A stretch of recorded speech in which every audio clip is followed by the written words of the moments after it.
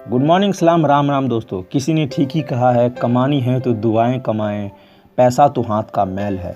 यह कहानी एक बिजनेसमैन का है जो कहता है एक बार जब उसे अपने काम से छुट्टी मिला तो अपने शहर से बाहर घूमने निकला।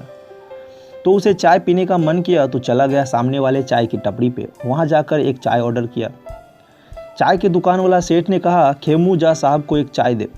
मैंने देखा एक 10-12 साल का लड़का अपने नन्ही हाथों में गिलास को दबाए चले आ रहा है। मैं उसे देखते ही रह गया। वह तुरंत इधर से उधर सबको चाय देने लगा।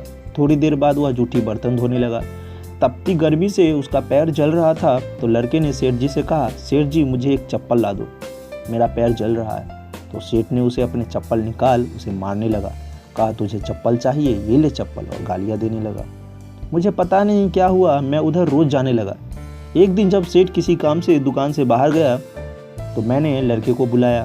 लड़के को कहा, बैठो। लड़का बैठ नहीं रहा था, डर रहा था। सेठ जी कहीं आराम करते देख ले तो मारेगा। मैंने कहा, मैं हूं ना, बैठो। लड़का बैठा। मैंने उसे उसकी चाय पिलाई।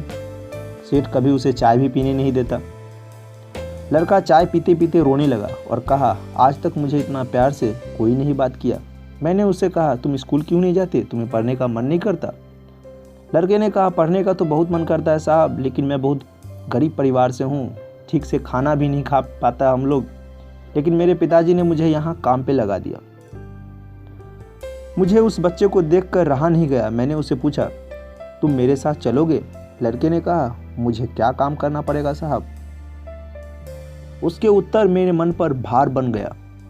मैंने कहा, तुम्हें वहाँ पढ़ना लिखना स्कूल जाना होगा। लड़का यह सुनकर खुश हो गया। उसके आंखों में अजीब सी चमक थी। फिर उसने कहा, लेकिन मेरे बापू और सेठ जी? तो मैंने कहा, मैं उन्हें संभाल लूँगा। फिर लड़के ने एक अजीब बात कही जो मेरे जीवन का लक्ष्य बन गया।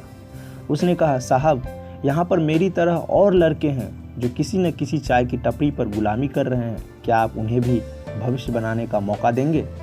मैंने कहा, हाँ ज़रूर मेरे छोटे उस्ताद। मैं उस लड़के को लेकर घर लौट गया। फिर मेरा लक्ष्य बन गया कि इस तरह के लड़के का मदद करूं, और जहां मैं नहीं पहुंच पाता वहां मेरे जैसा कोई ना कोई जरूर पहुंच जाता है।